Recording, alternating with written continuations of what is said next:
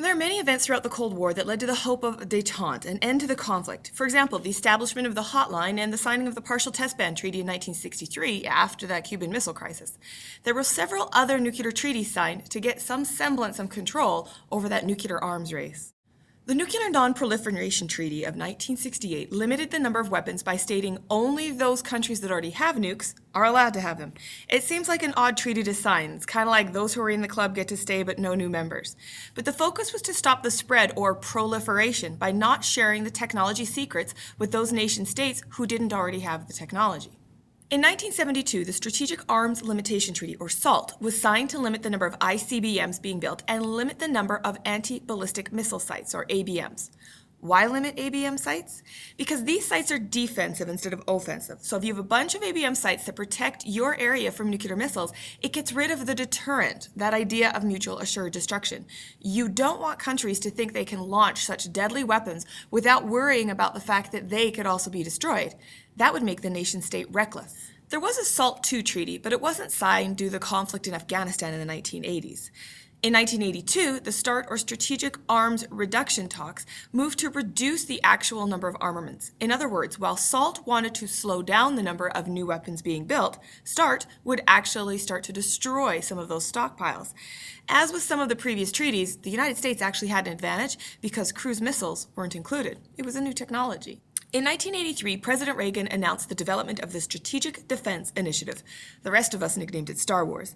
This looked at various methods of intercepting missiles in space through the launching of satellites with interceptor missiles, laser X-ray beams, and other projectiles. Seriously. Not only have all the tests shown that it really can't work, it also violates several treaties, like the SALT Treaty, because it's an anti-ballistic missile site in space. As well, there's a treaty that states both superpowers should not put anything into space that can launch nuclear missiles and wage war in space. In 1987, we saw the signing of the INF Treaty. It stands for the Intermediate Range Nuclear Force, and it reduces the arsenal of smaller weapons. It meant the destruction of almost 2,700 warheads, which freaks me out a bit that there were that many to destroy and they still have a stockpile left over. An important part of this treaty is that the superpowers could inspect each other's arsenal. Previously, the Cold War tensions prevented them from allowing inspectors to come into their nation state. Now we can see detente really forming as the two opponents begin to trust each other. In 2010, the new START Treaty was signed. Russia and the United States agreed to reduce the number of warheads to 1,550 each. In 2009, Russia had 2,600 and the United States had just over 2,000. They also agreed to limit the number of launchers to 700. In 2009, the Russians had 566 and the Americans had almost 800. Not that all is well. Both President Bush and President Putin used the threat of nuclear buildup to gain support for their electorate. Putin has said he can't honor the INF Treaty because it's not in the best interest of his nation. Bush funded the more scientific research into the viability of reviving Star Wars, or the Strategic Defense Initiative. In addition, there were several U.S. senators that expressed concern that the new START Treaty would put the U.S. in danger because they couldn't protect themselves with only 1,550 nuclear weapons. Now, these nuclear treaties aren't the only tools to bring about détente. For example, the United States wanted to establish relations with communist China, but of course they can't look like they're soft on communism. So President Nixon supports the organization of a ping pong tournament. Seriously, it was an excuse for the leaders to meet. So this is called ping pong diplomacy, and it led to improved relations between these two powers. The United States agreed to accept the communist leader of China as the legitimate government and therefore had a right to sit on the Security Council. Another example would be the Helsinki Accords that was signed in 1975 after 10 years of negotiation. The two superpowers, along with several other European countries and Canada, signed this agreement. It included a rejection of interventionist policies like the Truman Doctrine and the Brezhnev Doctrine.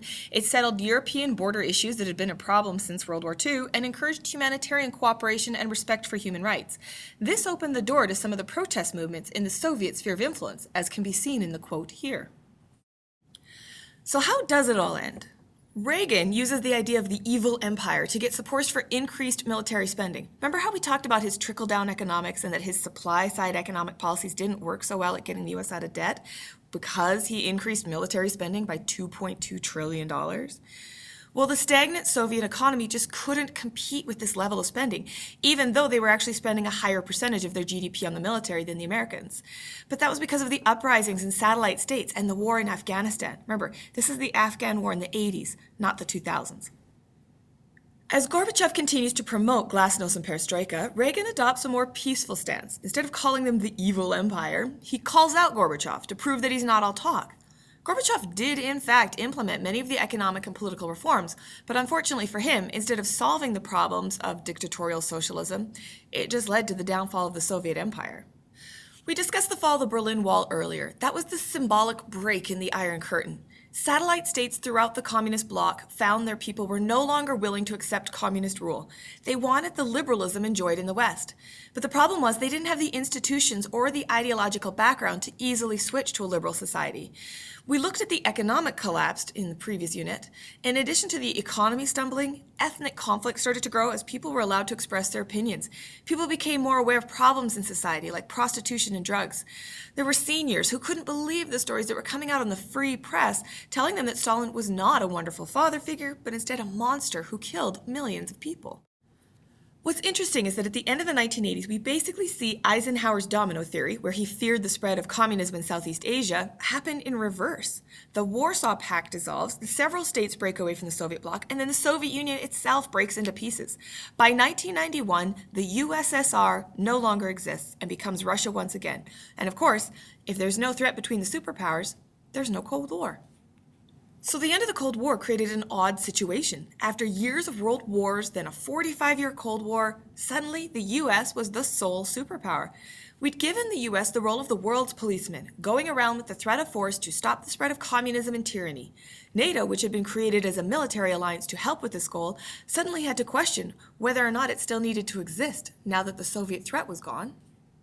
In the early 1990s, many people hoped for what was referred to as the New World Order and the peace dividend. Why not take the opportunity to reduce military budgets and funnel all of the millions of dollars that have been spent on fighting the Cold War and use it for humanitarian purposes?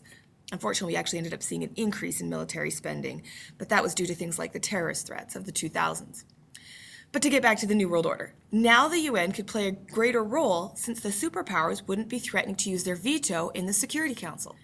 We saw an early test of this in the 1991 Gulf War. Iraq invaded their neighbor Kuwait over an oil field dispute. The UN put sanctions on Iraq and then set a deadline for Iraq to evacuate Kuwait. When Iraq refused, the UN used peacemaking for the first time since the Korean War.